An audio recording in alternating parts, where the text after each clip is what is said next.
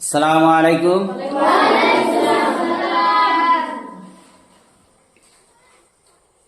সাহাবা কাদেরকে বলে? কে বলতে পারবে? সাহাবা কাদেরকে বলে? কে বলতে পারবে? হাত তোলো, এসো সামনে এসো। মিনাল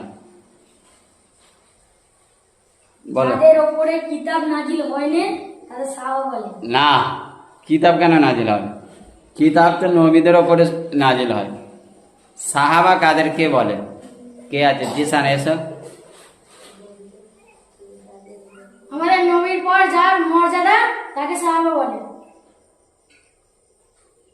হ্যাঁ, নবীদের পরে যাদের মর্যাদা তাদেরকে তো সাহাবা বলে, কিন্তু সাহাবা কাদের মর্যাদা? নবী পরে কাদের?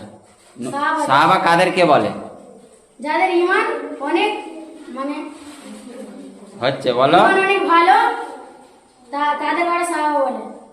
হ্যাঁ, নবী, এটা প্রশ্নের উত্তর হচ্ছে নবীজিকে দেখে যারা ঈমান এনেছে তারা হচ্ছে সাহাবা। তারা কি? সাহাবা। নবীজিকে দেখে যারা ঈমান এনেছে, দেখলেই নয়, দেখে যারা ঈমান এনেছে তারাই হচ্ছে সাহাবা। আচ্ছা, সাহাবা আর সাহাবী, সাহাবী কাদেরকে বলে? বলো, জোরে বলো। মহিলাদেরকে সাহাবী বলা হয়।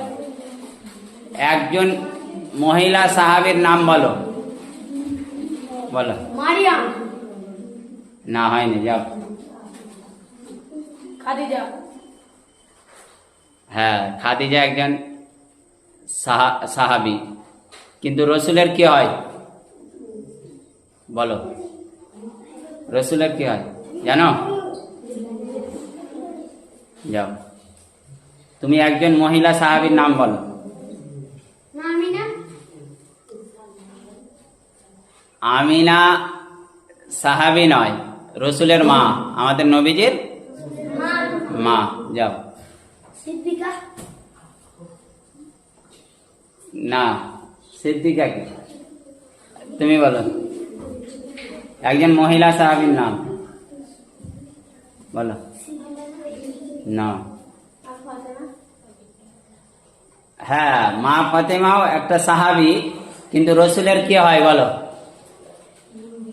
তুমি বলো, কি হয়? মেয়ে। হ্যাঁ, রসুলের মেয়ে মা ফাতেমা, এটাও একটা সাহাবী, কিন্তু রসুলের কন্যা। যাও, তুমি বলো আর একটা সাহাবী।